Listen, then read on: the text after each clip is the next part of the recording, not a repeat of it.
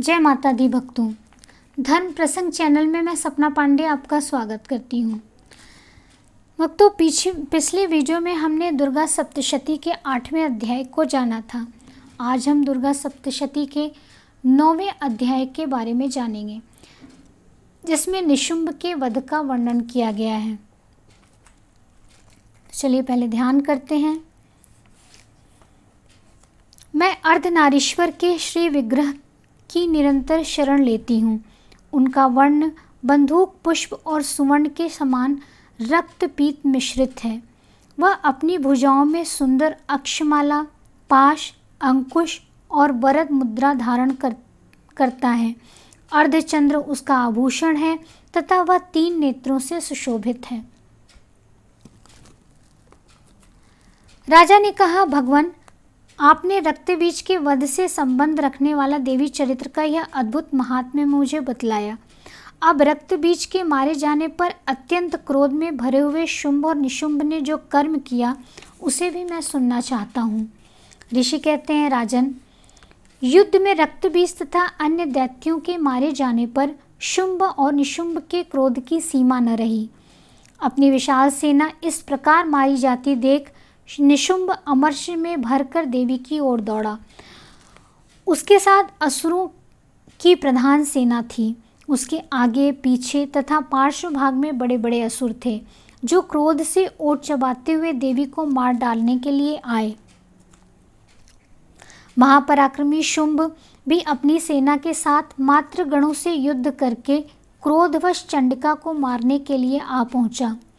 तब देवी के साथ शुंभ और निशुंभ का घोर संग्राम छिड़ गया। वे दोनों दैत्य मेघों की भांति बाणों की भयंकर वृष्टि कर रहे थे।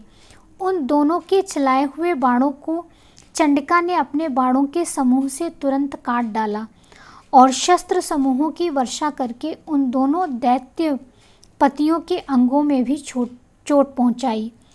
निशुंभ ने तीखी तलवार और चमकती हुई ढाल लेकर देवी के श्रेष्ठ वाहन सिंह के मस्तक पर प्रहार किया।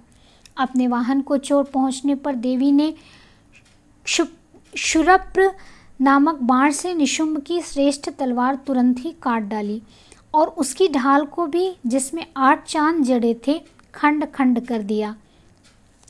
ढाल और तलवार के कट जाने पर उस असुर ने शक्ति चलाई, किंतु सामने आने पर देवी ने चक्र से उसके भी 2 टुकड़े कर दिए। अब तो निशुंभ क्रोध से जल उठा और उस दानव ने देवी को मारने के लिए शूल उठाया, किंतु देवी ने समीप आने पर उसे भी मुक्के से मारकर चूर्ण कर दिया। तब उसने गदा घुमाकर चंडी के ऊपर चलाई, परंतु वह भी देवी के त्रिशूल से कटकर भस्म हो गई। तदनंतर दैत्यराज निशुंभ ने को फरसा हाथ में लेकर आते देख देवी ने बाण समूहों से घायल कर धरती पर सुला दिया। उस भयंकर पराक्रमी भाई निशुंभ के धराशायी हो जाने पर शुंभ को बड़ा क्रोध हुआ और अंबिका का वध करने के लिए वह आगे बढ़ा। रथ पर बैठे बैठे ही उत्तम आयुधों से सुशोभित अपनी बड़ी बड़ी 8 अनुपम भुजाओं से समूचे आकाश को ढककर वह अद्भुत शोभा पाने लगा। उसे आते देख देवी ने शंख बजाया और धनुष की प्रत्यंचा का भी अत्यंत दुस्सह शब्द किया। साथ ही अपने घंटे के शब्द से, जो समस्त दैत्य सैनिकों का तेज नष्ट करने वाला था, संपूर्ण दिशाओं को व्याप्त कर दिया। तदनंतर सिंह ने भी अपनी दहाड़ से, जिसे सुनकर बड़े बड़े गजराजों का महान मद दूर हो जाता था, आकाश, पृथ्वी और 10 दिशाओं को गुंजा दिया। फिर काली ने आकाश में उछलकर अपने दोनों हाथों से पृथ्वी पर आघात किया। उससे ऐसा भयंकर शब्द हुआ जिससे पहले के सभी शब्द शांत हो गए। तत्पश्चात शिवदूती ने दैत्यों के लिए अमंगलजनक अट्टहास किया। इन शब्दों को सुनकर समस्त असुर थर्रा उठे, किंतु शुंभ को बड़ा क्रोध हुआ। उस समय देवी ने जब शुंभ को लक्ष्य करके कहा, ओ दुरात्मन, खड़ा रहे। तभी आकाश में खड़े हुए देवता बोल उठे, जय हो, जय हो। शुंभ ने वहां आकर ज्वालाओं से युक्त अत्यंत भयानक शक्ति चलाई। अग्निमय पर्वत के समान आती हुई उस शक्ति को देवी ने बड़े भारी लुके से दूर हटा दिया। उस समय शुंभ के सिंहनाद से तीनों लोग गूंज उठे। राजन, उसकी प्रतिध्वनि से वज्रपात के समान भयानक शब्द हुआ, जिसने अन्य सब शब्दों को जीत लिया। शुंभ के चलाए हुए बाणों के देवी ने और देवी के चलाए हुए बाणों के शुंभ ने अपने भयंकर बाणों द्वारा सैकड़ों और हजारों टुकड़े कर दिए। तब क्रोध में भरी हुई चंडिका ने शुंभ को शूल से मारा। उसके आघात से मूर्छित होकर वह पृथ्वी पर गिर पड़ा। इतने में ही निशुंभ को चेतना हुई और उसने धनुष हाथ में लेकर बाणों द्वारा देवी काली तथा सिंह को घायल कर डाला। फिर उस दैत्यराज ने 10,000 बाहें बनाकर चक्रों के प्रहार से चंडिका को आच्छादित कर दिया। तब दुर्गम पीड़ा का नाश करने वाली भगवती दुर्गा ने कुपित होकर अपने बाणों से उन चक्रों तथा बाणों को काट गिराया। यह देख निशुंभ दैत्य सेना के साथ चंडिका का वध करने के लिए हाथ में गदा ले बड़े वेग से दौड़ा। उसके आते ही चंडी ने तीखी धार वाली तलवार से उसकी गदा को शीघ्र ही काट डाला। तब उसने शूल हाथ में ले लिया।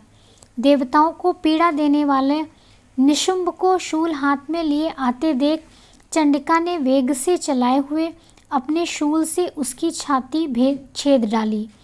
शूल से विदीर्ण हो जाने पर उसकी छाती से एक दूसरा महाबली एवं महापराक्रमी पुरुष खड़ी रह कहता हुआ निकला। उस निकलते हुए पुरुष की यह बात सुनकर देवी ठठाकर हंस पड़ी और खड्ग से उन्होंने उसका मस्तक काट डाला। फिर तो वह पृथ्वी पर गिर पड़ा। तदनंतर सिंह अपनी दाढ़ों से असुरों की गर्दन कुचलकर खाने लगा। यह बड़ा भयंकर दृश्य था। उधर काली तथा शिवदूती ने भी अन्यान्य दैत्यों का भक्षण आरंभ किया। कौमारी की शक्ति से विदीर्ण होकर कितने ही महादैत्य नष्ट हो गए। ब्रह्माणी के मंत्रभूत जल से निस्तेज होकर कितने ही भाग खड़े हुए।